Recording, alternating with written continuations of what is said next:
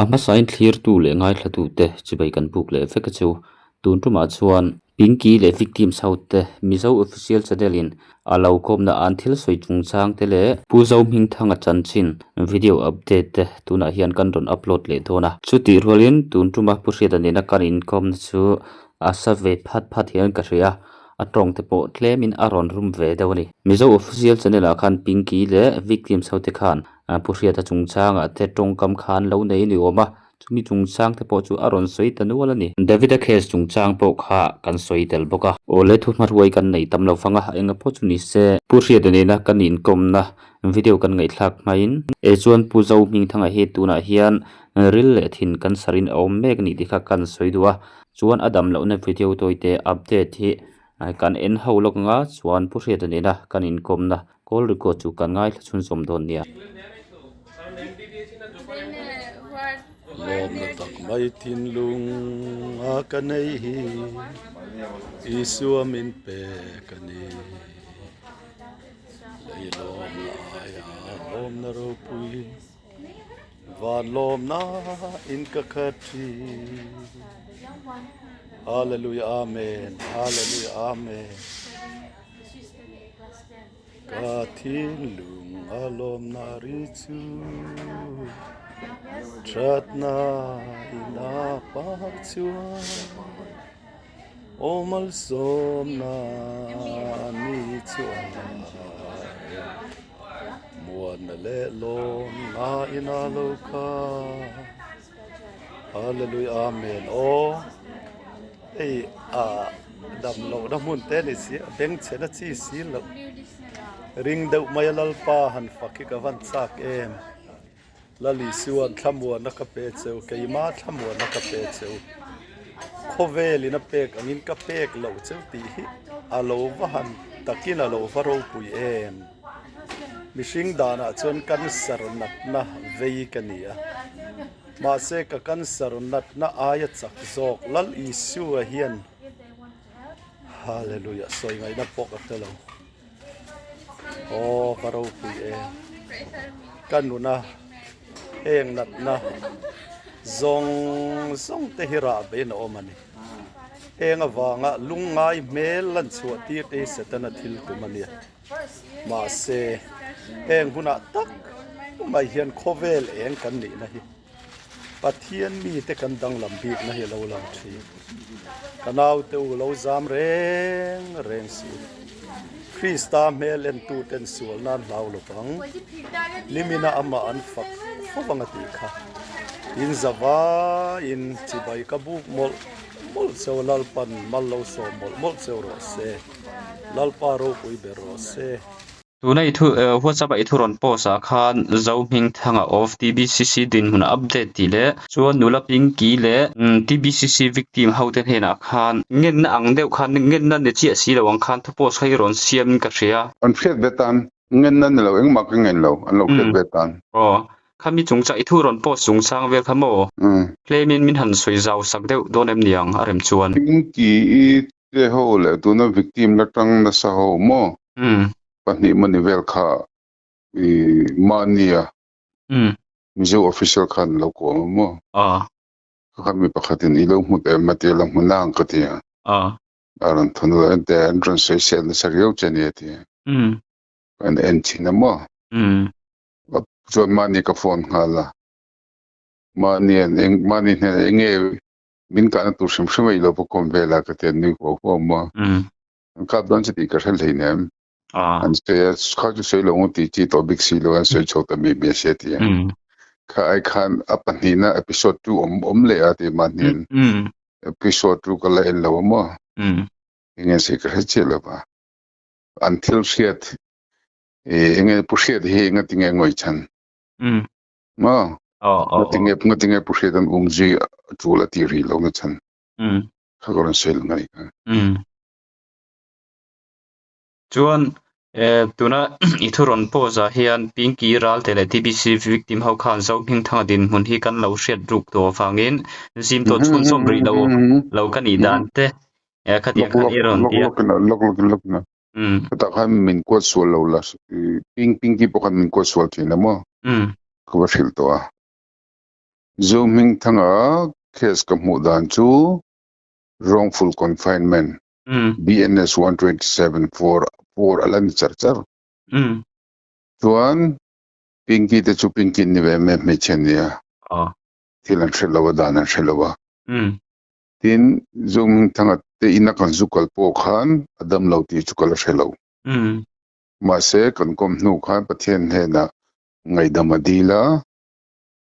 abokhuba chota bokhuba ngai damadila chene chuan adil nu khan asam ka me don lo ko thi thleng ka me don lo ti kha me tang halani ti tiang khop tum buzo ping tang kha aren mu chok chobani chuan an nu akan sar thu ka hrel le a chuan tak tak me ka te ka confirm akan sar te kha pinky te ho rol kha chun an oil lo sak bel tu tengen ni big pinky te isa thiam em min adam lo kan te kan sar kan ti lo oil lo sak bel ka inge akan ni big ni ho hi ka te ni chu sa thiam em chu wangin mizo ngai dana mizo pa ngai dana chuan kan mel ma ber po ni se andam lo an che cher lai kan ji thiang lo kami khan shebe to thin si lo min demo pe ka tilo ka sen khan fr thelu te kha chi lo fr thelu khan lo tu ma kha som rolin thelun tuman lo phal lo kha lo ne ma on che fr de chu ahlima thelu chi nia he ta airfield du saka khaka nu kan thelu po khan pom thelu tu ka asen no an tin tu me min pom sakra ma fr chu mang an thil thu thelu nia kumnga kumso ma thi to te kha nga tinge an thelu lo thinari to lom tro ngase ka tiang khamo dana chu thai thau lo me thelo fr chu boi thak lo tu fr ni lo criminal complaint thelu thema a case sakha kunga aya rate shimna ni chuan limitation on beta lo ni khang te khan fe to lo wa me chen ne se me to tin khati ka ra khan pu she den ngai sak pe lo min phasan ti jong min chol chna kha comment te cher pe jo min chorap thak lo ko mo ani be bola hi chuti khati en ron ti inge chang kha min shet pi lo shim mo cho mi zo social media kan rak bak puka tu lai te chu an ya mok se tu pinky pok dem chong lo nge to phak bak khan an chong thei lo an nung thei lo boka an level niam tin ani me tu na pok ba shila mo pinky chu te chan chin se da ka chu lo mom phak lo ba maro chu ingai to thiam phak to ka ni se ni ve me emotional devin se phak to lo la ka ba te nge ni pater rolang to mila angin ka ba jel ni chu wan chu atap ba thu se te khan ma te khan ti pol de la kha adigna ni chong la ba kan lung chia kan tapani pon nge ni kel pui thi pon cha te nya mo lung chewe kan tapani be me ma se kan ta awang vele kan saparak vele wang kan dikti na ni chong la ba isa thiam em sa thiam tu wangin pinky te po pinky kes boy thak na le ber chu pinky chu khuta zuk thok to in muthiam lo wa chuak kan ta ni chuan Ipon diktak chuan pinky story ka ngai thavek tho kan chet na kan lak dong khan pinky se banga che kan ni lo mo ke chu wrongful confinement victim te kha patient an timo victim te kha dikho kha an ma ni du na ngei lo da lu an ni ti kha char la ni tu na kha nang chun dan phang khan I ron ti ta ye ne kal chang char tin victim ho po kha ka shila ke tan lokal khan I anu pa mi ron phone victim chen kha khan pushet I FIR te mo case kon file document te file the ye du na file the amaro choose BNS 127/4 wrongful confinement ba ka an work dan in papa into pa in now te an work lum dan ang ka documentary proof ang ai don ania mo on so array to don lu ka chen ju sang ni som pangla ti me te khan lo ne mo chen ju sang ni som ni ti bel te khan lo ne khami kha I evidence ka ini chon thireng atin kan group a khan mi pakhat ne rong comment za ko ruti ne de o mo heng case ho hi pushe da ti kher ngai lo pushe te lo pone tu advocate pone ti thei khami kha kalo mu ve tlan ka ria ai mo atro chu van ka rong comment khania pushe da changte ti kher ngai lo tu na hian I district court as well district court a hian i an mi zuk da to te an lak chuan nan khan i criminal complaint an lo jek lu thina mo EBCC against khan chuan pu zo hminga te hian EBCC hian kami criminal complaint kha za chuang an nei an complaint a peng complaint tu ten hlotleng chara ni khata amo first hearing amo true hearing amo judge na phalsaka lak chu dan lawang confine ani bangin maro chum bani thak takin pu dik chung tele advocate roi tu tel advocate po khan uzo hminga ta kha khinchi ni lo tiam sha thop uzo hming ta kha an lo la tuar lo mai me hi lo ne ma mani kan kalpo jang ka se bula uzo hmingi ban nei ngot me am king train ti i frame ka ti mo krenang ti an king ti po a shelo aman chu advocate ho khan zo hminga ti boy khan tum lo wa zo hminga del tan tiran tum lo wa DBCC oman tu le fat lak chu khan tumani ti kheda bang khan kami level la khanan ti topa advocate fee sanga sing khati velan la ti chok zung zung me chon nge dang chuan tu nei ron sei ta khan mo da nang chuan kai pok la top lo i ron ti ta tu na khan danang ka tol ka kastan hi la kala thak lo kala ding itia chuan heta thui ron po sa khat mo para thumna khan ingria Christian tribal hisab tak point puzau pinga hi hetiang din hun alo din tak sia chuan tu nge bo han boi chung duang le ya ron pos le sia khami tak se rum ka ti puzau minga kha boina kum som kalta anti lopon ala ti thei thowa puzau minga dam lo kha ing hak lo mo kha chu dikrang chachalam ko se chu tunge puzau hing thang katuna kan sarakharon tong drop pathian limna confidence ape ya koran sera po khana langrenga khati chung khan pinki mo tumo ani la tunge tu te khopa fel file thiang lim chu zo hing umji tur kan no me dikra kumai lo ha to kum so me ha to tuna hian khemo po engene zenga ya mo athin le achop ti vel le real te cancer advanced stage ne to doctor in zai thilo khopin tak sa chaklawa trider na santia tumi chu han thi le phota achika te kha ti lem phota zai an tumla ya fitness an tumla ya fire lo thelo lo phe cheng ka kan ti tur ani adik che khami kha mo kai bo kat hlop khop mai che khami ya chuan kha khalam ko sei chu ye da sang te kha tir ka ngai dang kal thak lo zo hming an thile ti sol ma se ti sol tu tak zo pe chu jir chen chuan zo hming chu wrongful confinement an zuk nei na mun an zuk da bo na mun ani tunge ni la kha da thin central way me SRS kan ti ho SRS ti te kumpuan committee ti ho khalam da zuk da tu kam po ka case kan file chen tu levek ngai don sin adik che ngani la central way ngatinge nu pakhat po ka te ngatinge ka pi in phangoi re be shimina ka ti central way me kan la bolam ti ka la lo kem central me ka chauti na levin danan ti diglo chon dan diglo ti airfield case apo mi som velan man me dan diglo ti tu de chu tang rolling ma sa dan diglo thil diglo tian tran rol chon dan diglo mi sol rol khan tam ting ni me ka ngai dan kala thak lo hre de changten kala thak lo shima mar ju zo minga hete dam lova advanced stage 3 ni to cancer real chuap thinvel cancer hoitlak pon ngai lo amati fit phodan tum din mun kha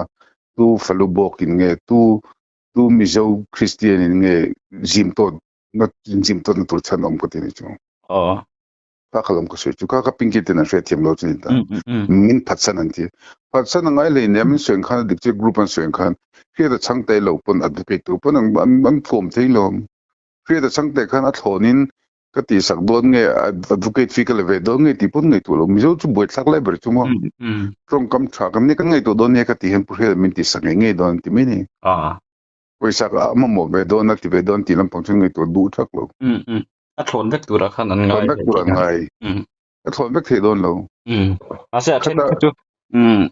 a thon chin te po kha lo ve mai the mo a ke da thorin ka ti fo lo chung ko di machine zir khan tin ka sen khan mi chen kha chu re thei chapo do ten lo ve a re the wang ro da felan ni lo re the wang ro dik dik pon tuna i soi khamo mizo hi chu soi to pela re thai wang nga chapau mo ta tiang chuan lam re thai chuan lama chapau hi mo re the te mai thai ni te mai re the na te mai thai ni te sa po pui jok phian hin om sin tuna mi hau victim sau khan van ye khati na khan ni chuang ni lo ho sa do pon be tho ka soi jok tu victims khan an du na uncle the ka soi tu cha tu na hen look in a zoom mi hi dam lo sek sek pon se ko huwa ka fa pa min tha sak ti khati tin kal ro se khil sang teng ka stop the ni lo ka phatsan lo advocate zarwal zangarwal an tom mai zo la hian inge angange ka ti vek tu chan ba ka rilu na devi mi siam ve thaw group kan puske da chang te hi phakar lu tu je jo an ti sei tum ju puske phakar lu tu kes tam tak ani na he hi ma la ni khalai phakar la tu kan lo ti lai da khamo kai ma eng lo dan ta ka lo mu mi lo e group hi ka en ve reng thina mo i mu lo ka se jo ka phakar lu tu an ti la ba puske da kher ngai lo he mi kes tu hi mi dang pa ti the an tim je chu khamirong comment tu pa khan puske da income tur mi dang pon an ti be the tho ati na ni word meaning a khe mem puske da kher ngai le ne mi dang po ti the lo man te puske da kher we sapek big ngai na kini pon kan ti be the tho lo man ti na i se la tro tiang tem karon ka thu se dan chu ka re thiam reng da chang te in a phatsan lo ka ngai dan lang om reng mo ju zu mi nga lo dam lo ta ga chuan enge zu mi chu in man mo bi we enge tul na se thiam em tu nei ron soi tum om zia de wa chun mo ama hi lo dam tha ve de se lo dam tha se da chang te in kap ko zi dong ka la ti chuang lo ka ngai dan na khai rang tu pon ti thei advocate be dek to chon ti thei ve ka da chang te ngai tong lo min an ru na ni jo da chang te ka ton khel lo ko khan lo ti ve se la du le ko file sak don chu ni ve khan ma ka ti lo nu na ka ru pin kin ran soi po kha asoi ma kar khati de enge kar kha chung khan da chang te ti ani la tbcc victim so boy pi chu tur khan mi kom jo la yan ma se ka lo khami chung cha khan mo an deu khan kha ba ru aron om huk lai khan nang ma tong kam nge le lo message tang nge khan chun ka ria bo ka lo boy pui tho bang kha chu ti in khria kai ba ne do na chu ka se jun ke jun access ne do la ka boy pi lo national human rights commission akal kala du phethiam national human rights commission ko mizoram ho ma te khen ngai sak ma atheng ani om ti ni ti shave ro se kan sarkar po national human rights commission office te po nei vela phethiam ju am ka ti in du dang han man ve in lo interpret ve ta ni ka sei fo chu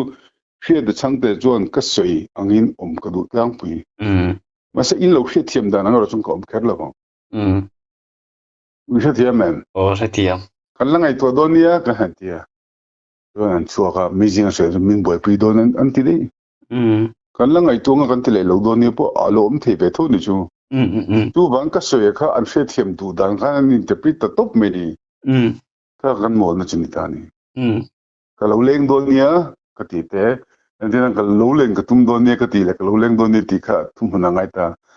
ka lo leng tum khan motor chhsia ro su le se ka lo leng ta lo thei ta ni khrim ang khan min so sak ta ni isa thiam men like lo ko se sa tu na ka in kom he tia kan ngai tha khen I thin rim de ti hi angamo rim lo thei na ka thin rim thadu lo zo kan ni mi zo ko I thin rim ve kho bang ti kha ir ko wan sai dan na khan pinki te min chodan kha jeng zan nge paisa pe mo tvcc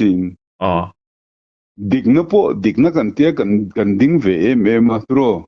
adik chi ko ta po kan ding ve zo minga kan ngodam lo kan se kan ngoi wang khan zo minga telam pangin cheng nueng sang an pe kan ti toram lo se mi duila defamation case file tu tam lo tu masa dun san pun na ti ve khamo inga khatia khang bogin ti ming chia pu he de englo ni lo lei thei ni hin ti na lo I imply the soi tu so thia ve chu ma ru ke chung kha ngai jam thiam to tun ma ka mi je chuni se ka tilet je lang se an mol na an ngai ton na level ka hre thiam pui wang kan ni je zo le lam pa puit ling jok te ne mo upa jok chan te changa pa chan te chang jok mo ama se khalam pang kha chu ka ngai to chung lo tun hen nang hi kum som ni panga po in me the ka hre lo engi ti po ka hre lo chuan social media le online anga chi ai chuan kan rol vek ta ni chuan ke kum som ro pani to nang kum som thum in me the ka hre lo kha khan ne sodoi mi ti lak to pa da wang ka ngoi reng mo dikreng chu wang ka react zelan ti ni ka react lo wang re kha chu om ve to de lo ko po san ron comment dang kha dik lo eng ka ngoi eng ka nui bu in ti khai ka ti ngamo ke chon ram ko mang e lo mi ti lom ko tum nei ne pinki po ko ba to he ko whatsapp to ni pon okay ti an se ti am beto ke chuan pinki levelin ka mulo pinki mudarin ka mulo ko mudang khala ngai charchar zo ng po ko mudan ngai charchar ati diklo ti shelo ko pin mol ka filam che ani le ko da ke nang king chin je ti sie shenang ni se tla to ani le mi som ni pathum tha khat ni an injection lo ngan ngi chun ani ve me ya chu ho spring nem be ang nia anti zom to lo na turata na after care anti spiritual mo psychological ang chi kha ingai to ngai lo mi ke ka chu pathian ko da ka da ti wi tak mi ni tu na pona video kha en ro a video kha kai na kha thian ta ni amma kha angai to na khan strong de win alakal tu na tong try nga ani ngai dan chung ka tong try nga pathian in chul du jun ron phokal ngan ti ta ni ke ni pathian ka tu jun yi man the pa to hin ka tianga ka the bak chu pathian in ron phokal kan ti ve thong ta ni ki ni mu ringo de tong try chuat ben na khum ben na tong try khan kan por don lo promotion kan mu don lo income kan nei don lo tu wangin pathian kan rin dan te po hi pathian in ama an pe mishing kan min siam chan hi di ve tu ngai dan ni ve tu u than na mo mal nei tu mala ve tu min thuan kan ni vok kan ni lo mo tu wangin tun tum kan in kom che it thin rim tak set ti hi ka an lo ka thin rim tong lo tu ma ka holo an fiat thiam to velin an sei ve ni mai tu FIR ti te kha anti min ron se chen FIR lovin criminal complaint kal ro advocate pakhan laula kal ro to tiang min ron to lo chu u hre min phasan anti ka phasan chu phasan je chu ngai kan ti chon dinan aizol ring se chip kal ngom ti ta ni se chip kal kan do kal dan kan rel ani masa se chip kal tur kan ti tu ga khan ke chu sil char la mak lo kal ni ni ju phasan ani kami direction ang kalom renga andu speed le andu dangkhan ka kalo wang hamin phasan ti takta ka tu tengen ni engenti so thiam pingi chun engeti an anile zo minga social bak enge soi ni zo minga din na azuk din ve ngai anile pingi chu ini pon kan jir chang ta delhi omna te anti ti kha enge alo ni bi se thiam se thiam tu wangin in pen neu chuan in keu neu chun ui lo lai ni lo konam lo dik che tu te po ye thut na la chu mo ani vek ni ke kan nei vek a tiang lo phang keu neu chu lo lai ni lo konam lo ma se tun din na zo mi ngai lo ti sual ni pon kum som kala ni kala kum kala lo ti son pun okay a lo ti sual kha sual lo ti ngai chung lo ti sual ati sual khan ro chu kan zir ta pinki po athin mem chan chu kan zir ta kan khet bel chauzel punjan khan pakhatin karam lo karam komen zoi mana ka thera ni jetla ka u khera je thil hi ri le pop thina i zir cheng masala ba te zir cheng masa turin kum thum ngai ta se kum thum ko don thina mi ke ju ka mi je hen mi khet tur chumo thil ke an mong bang ne what why how kan ta okay ke ngai dang ka sim ta ni tu ku ngai dang chu lo ni lo pal ve the ta ni so thiam and then David case up on Australia look David ka drugs addict kan shelo so David ka drugs addict khalo ni tro an venga thil bo vela po tumni tumala lo rin helman to tuan doctor de kan ron zawa kan chung te pakhat po ma de kan amuhlum top mini cái tiếng em một lắm top niềng lại cái tiếng cái nào doctor hiện anh lâu niềng có mà này drugs đi effect anh mới thấy đi sẽ thấy em khang dùng dùng cái research string cái big lâu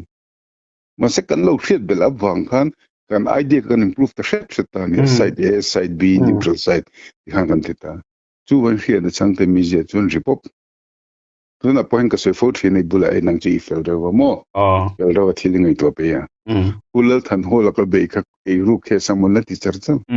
vai ka tin kum na kan soi to ka jo o ani lo tu man kan zir pe lo ji a hu hang kan boi je me be ani ngi ngi khia da lel tu jum ti comment ka ta man ya mo chiar ve ka mi cái thế mà sẽ phô thiên angin cô là cái bể lai à mình còn up to mình còn leg to tầm bể cả ulal du makan bể anh thắc lại đây cái thế mà chú vàng hệ có vẻ là hiện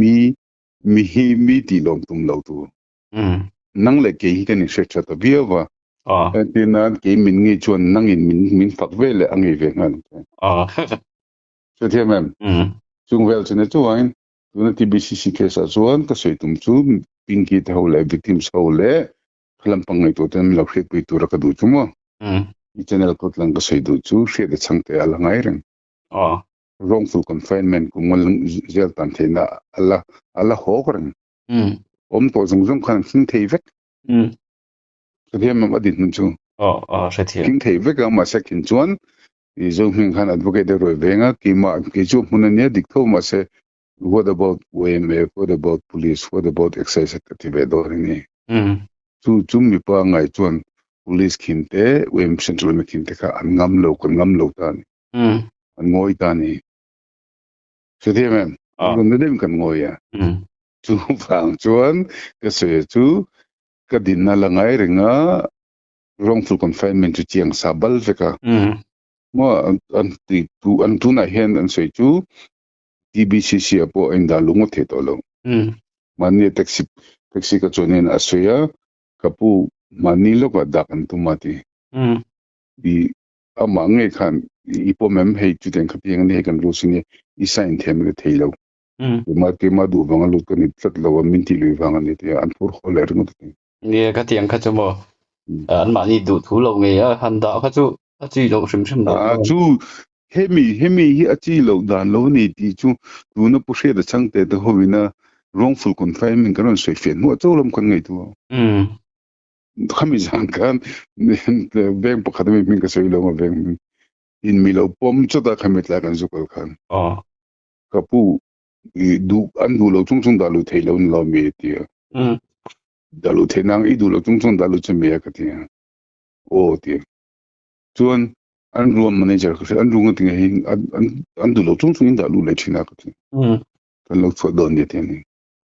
aron chwa ta ni chung aron chwa ho anu ne na pu hre da lo ko la pu hre mi su ja garon ho le dei lo te ni chung anu chu mi ran phau sab jan cái mấy chúng trang khác chú mò sao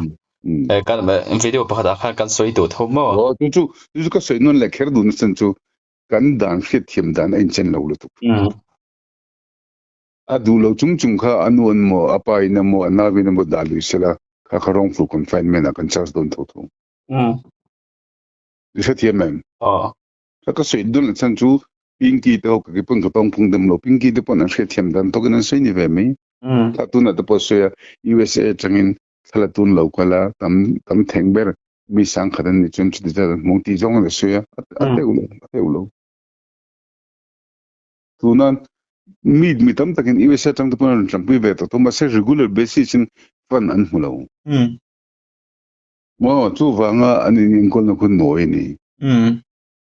tu na hen a thonin izuk da nga ifapa kan u kan unaw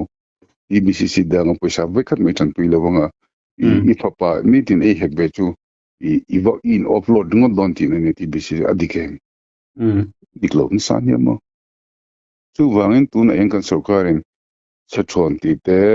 tinan tinga khap sarkarin ti tarkha sot stay so rehab center mo perhaps shelter mo ka tin kan siam don ta ni tu wan tu na kan boy hut na TBCC boy ni hen thil tha achua thil tha chu khi lo mangu ko tin chu cái bộ nia khát đi giống đây khát cái ngày tua mò tira video ron viral po kamo khát làm giống đây khát cái po cái ngày tua lệ lắm bằng á chuan lâu thà thế khát tiệt mò tha e chu Christian ring tu kon ni chuan kan ta na chu tu rin pathian thil tin ti TBCC hol tu papon in la pa to kin ka sam ka met lawang ati met tul to in ka met lawang ti se iba met la si ve zuk ti te ka ngai to chu ka lo dik lo ve view tho ni pathian ne na ngai dam ding nan ka promiti cho nan ka met lam ti ta se i la ho view do ne tu am ka ti pathian mi zong mi shwal ber po ngai dam the ki ni po mi ngai dam the ki ni i chu ka ngai dan lo ti ve tu ko ni em tak taka cái chút sẽ có mua chút xin mấy người nghe đăng như chuyện đúng chuan tuna khan David case chung chang kha kan soi ta mo le man han soi ta ka chun han soi bel han zo ta leila khami case kal se la khan jela tang hau te kha an chuak to an ti mo khami case boy pui tu ni nang khan bel zo intro chuan eng tin nge an kal chho sel dan tur kha code nia piang in lang ve cham man nia ka zukal ve mo pata chun chu mi ni jon kan hoi kol thok ko mi som te kha an mel chu suan mel lo rat ngoi thak bu kham mi ni khan alo om fu ve wang tang mi ten ni ve ta ne ma se dan chuan khong ina nei lo wa khong ina chu dan pel no wa chu man tur ni ta khong ya chun dan apply lo tu dan apply phoda chun khong ai tu tinan mani ho khak dan chunga chun first time offender ve kan ne andrei khat case ni na ve kan ne da chinan ko wa he hitroin vok na antiama vok na khadin humania pipe khang an mu an han khur da ta an nu ka thu ve renga ka khong top ni ni anin tak se chun mate david an vo dan khadik si lo wang khan khong chung khan dan ka kan bel bul ta ni muila chuan ka pui ve vek don tho khithia mem to level to ani ka se mo so in David case bo ka kal chho make a prosecution evidence and tia maintain to case te han la khoma sarkar advocate an manga sarkar advocate thiam na tu kan nia tuil tu kurap thak mania David anu in that statement and prevail and so golver pechu judge bo committee lo thing de ngri khoi de tu khoi rang ma se dan ngan i pot lo gan ti ti chi lo te thiam mem chuan David case chung chang kha chu kalsan le tai lamo David case su akal chho do na al da chan chho ni chu heta pakhat mo ato pera iron zi request mania changte of official mizo official channel pisin han in soi fi ve da cha simin lo pe ve te ti ka iron gen mol maya mol lo mania khai silo me the mania kha changte ni ve mo kan na min interview na satunia so ma poko zu pm to inge chuta ema min kana tur chan se pek ver no da ka te kan tur chan ka pengot pon logo vocal ve an soi chok ta nang ma khan soi ta mi message ya tu ti chu i kain su fe na chan iron sim ve ngai ni ko fiam to mo ne heta de ha iron soi fi tho lom dro a chu nang ma anita adu le local ka long ha chu thunia nang chu ituira wa he khe sa hen tin ingai to le te he thuro phiana se thiam chu wangin ka se chu mi ka kom pe vek an chena se preference ang ka in lo in sang in ipo ka chung lo ke chu wang ka kher lo wa mi zo tang min bedu chu zo tang ka be pe vek channel ni tharamo nightmare ang chi 7 lakh something ni hong po be pe vek to chu thiam nia chu wangin tun sa na khang ka thin rim lo ma se thil shet lo chuan tilet ti boy thei pushia da changte hian victim jo ka phatsan lo phatsan tum je destination target kan ne ya target da kan pushia dan ka din pivek don chu ne ka tingai lo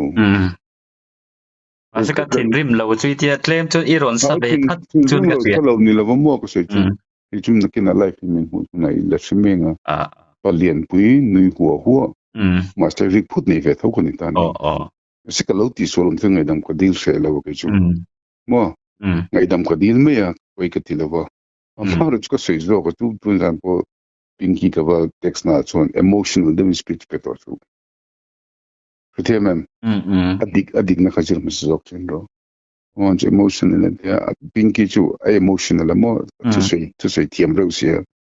and tu sei mai tui chok ta mo tu na pon chu ya min pu tum lo mai thei ma se pinky tu sei khan pu she de yang za tak no yang za tak peng mo ti ngai nak mi anei tir dei lo so one emotional la sei khan thil poi kha sei thei ka tin ne chu manem mane lai taka kha nia chu wangin BBCC kesa chung kangai da na langai renga tin kan han boi nuai hi Mizo Christian Mizoram len nam ta na thadon mel riawa alom om katia tu na hen thengin wang tlang po nei la kan home and kol dan hi ma son to shim tu wan set phone po chang khang den ti don chu wangin hair drugs addiction hi an na sa ni home kan mo ni ma se home satlian ni lo khatein vok ang me concentration kema vok bul ang main bul ni lamin omsini dewati ve kan ngai ni ti auran chuak ta ni tu chumi pi point kan sathiam vek tuna poti BC hok pan chun tun san pong kan belam lom ji kan run kal kan zukal le khatem si de so de kan zukal ka zuk ti vel ka kangai to thina ka lom pathian tirini activation khathiam ye chumi tuna pok ka hau shapang chinga pak na chung ka fak le men khadeng mi khot ka pei lo ni chung mi bo khot ka romantic lo sexy lo lu ma hadam lo chuan ka hadam chak ke chu nom ko veli nom ni ben enjoy chak chu wangin min ti vek mo sa ka an khum shapang ka an community pok ka thekin le thong ge ma pan yen khop chu kun chuan ni chuan ti khan kan income rate boka nang re na kan income to hi chuan kan ti hi boka ke hilang chenga mo ma kha ka fak setle che ni lawa min kom hian an tui kan soi vok chuan intuitive na ne intuitive khopin I subject ilo study log vetin ti na chu ko fak na che ila la so zelang la ro ka ti tak lam la ro amaro chu ka soi zo ko chu kan lo soi so ni pon kan lo soi so kan lo shelo ti ngam tu masa ke chu tu nai ro chon soi so ka nei lo ka patsan bok lo ka patsan ka lat don lo shim wan chu na I soi om zia kha ni chuan mo pinky te ho kha an lo soi sual deuh iti na em ni ka patsan le san lo pon an shelo case FIR po kan ti don lo kini advocate ve de pa ngai advocate ka line hi ka so eng ke jan la tak line an ni lawa ka pension no ka lu na me ni ni ang khat kheng ni lo professional tak advocate ni lo pon FIR ka chi to lo ti kan sia min ron selang no FIR ngai lo pinky advocate pakhat fel de beula criminal complaint ti lam mi jong khatlom de bin ti theng chu pa chon ka ki don lo ma sem min ron du to silowang ka win ro pe to lo tu patsan an ni iti don mi mo nang pon isa thiam ka sa thiam rang mi za chuang TBCC ka wrongful confinement lo king ho ting to lo man tu le fa te tu to lak chunan mang to lo an file pakhat an petition pakhat ka sela copy patient ti sela ko sa seng me la bin adu kha ti chok mi me the TBCC ni chom ai re to sum khan 127.4 ka an hok shim Mizo official a income na khan mo inki po kha ron soya ka lai khan khatiang chua du ho po khan phalawa khatia an du lo na kha jon chuak hlom se ti ve kha chu a soin ka ria mo ma se tu na hian mo sa so dika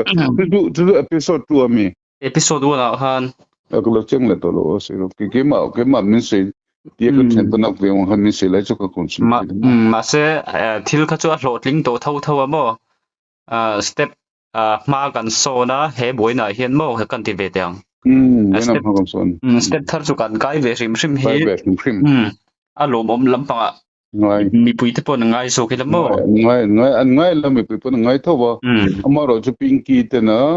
rulun na lu tuk rulun na chana nei ve pinky po hian ke chu pinky kan ni lawa TBCC ka la thok ve lawa ti pinky jo thok to rulun na chan tam tak nei pinky rulun na boxi TBCC victim family te por rulun na hosi kal khom khan emotional tukin emotionally charged khan an cheta ne tuna po asoi tro kha pakhala khan ati chon chung ko som level an omong itu ka tuna chon tanhi ba kan to lo ti